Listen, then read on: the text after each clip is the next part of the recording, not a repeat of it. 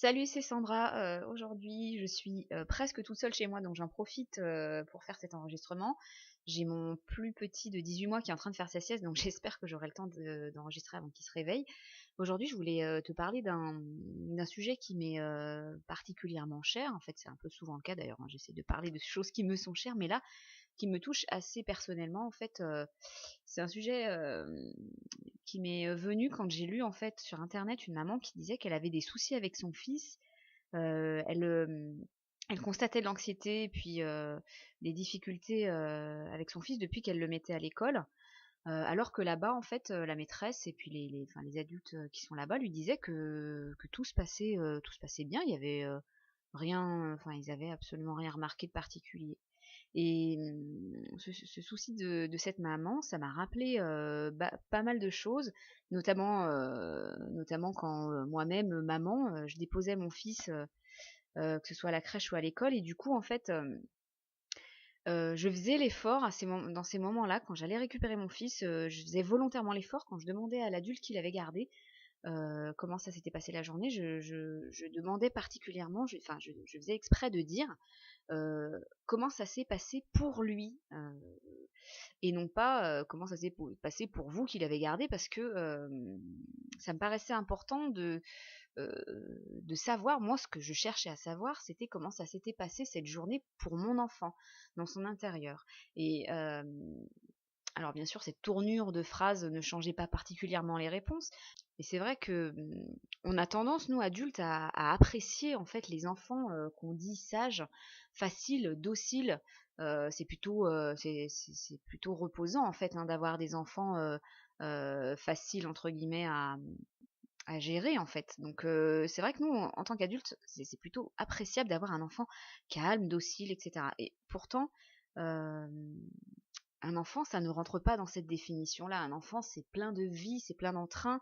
L'enfant a des besoins bien spécifiques. Ça a besoin de bouger, de parler, de s'exprimer, de danser, de faire des choses qui sont vraiment pas dans cette définition que nous, les adultes, on aime tant. Et du coup, quand on demande à un enfant de se tenir, ça lui demande des capacités. Euh,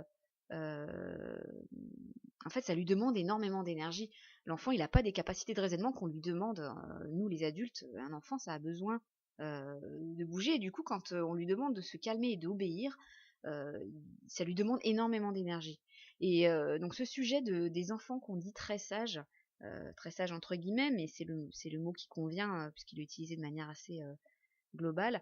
C'est un sujet qui m'est cher puisque moi-même, quand j'étais enfant, j'étais ce qu'on appelle une enfant très très sage, très très docile. C'est vraiment le mot que j'aime employer. J'étais vraiment docile.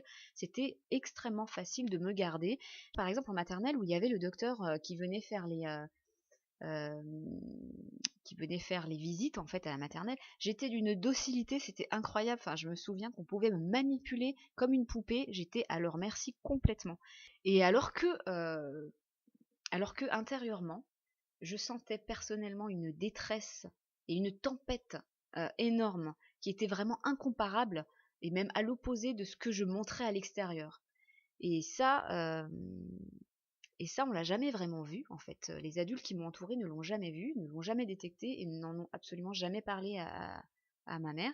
Donc du coup, j'étais une enfant calme, mais plutôt déprimée, je dirais. Et heureusement quand même que j'avais une maman qui me laissait faire pas mal de choses. J'avais une maman qui aimait donner la liberté, une certaine liberté à ses enfants, et elle comprenait en fait qu'on avait besoin de bouger et de s'exprimer. Donc du coup, j'ai quand même eu un espace de liberté qui ne m'était pas suffisant clairement. Il était assez restreint. Il était vraiment restreint au moment où j'étais vraiment que avec ma maman. Et du coup, voilà, c'est ce qui m'a beaucoup marqué quand j'étais petite, c'était cette totale opposition entre l'aspect calme que je donnais et ce sentiment parfois de désespoir intérieur euh, qui faisait qu'en fait j'obéissais par peur et en fait surtout aussi pour me faire aimer. Et donc pour continuer aussi sur mon histoire personnelle qui fait que ce sujet me touche beaucoup, c'est que ça s'est pas arrêté qu'à la maternelle, bien sûr, c'est que j'étais une élève très très facile et très très calme, même jusqu'au lycée, hein. J'étais une élève très silencieuse, très obéissante, très scolaire, je suivais les règles très facilement, donc j'étais une élève assez facile.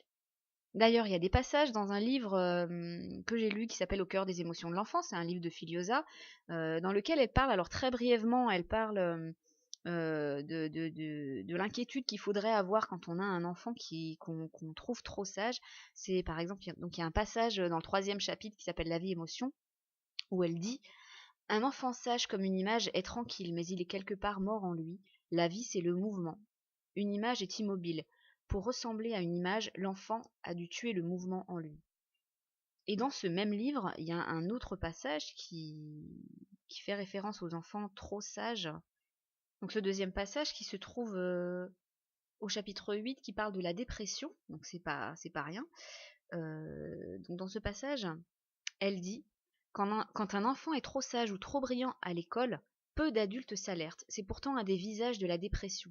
Un enfant, c'est vivant. S'il est trop docile, trop sage, c'est qu'il réprime une partie de la vie en lui. Et donc ces deux passages-là que j'avais lus dans ce livre m'avaient beaucoup marqué. D'ailleurs, j'étais un peu frustrée que ça aille pas un peu plus loin. Donc du coup, voilà, c'est un sujet qui me touche personnellement. Quand je vois des enfants vraiment, vraiment très, très sages, ça m'interpelle toujours. Non pas que ça cache forcément un problème, mais en tout cas, quand un enfant est vraiment trop calme, ne désobéit jamais, n'est jamais en désaccord, et est vraiment docile partout, c'est-à-dire à l'école et même à la maison ou quel que soit le contexte, il y a à se poser la question de savoir qu'est-ce qui se passe pour l'enfant. Il y a des enfants, bien sûr, qui ont une nature tranquille, qui aiment le calme, qui aiment les choses, qui aiment être posés, etc. Mais il faut qu'il y ait de la vie quand même. Un enfant, c'est vivant, c'est vif, c'est plein d'énergie.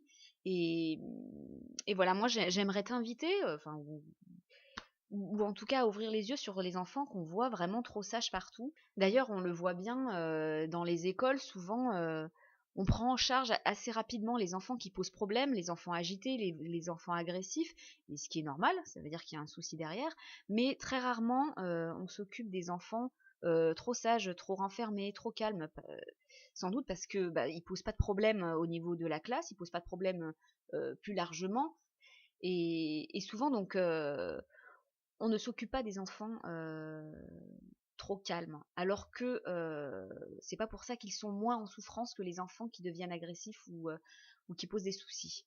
Donc voilà, je voulais parler de ça, des enfants qu'on voit trop dociles un peu partout, qui posent pas de problème aux adultes.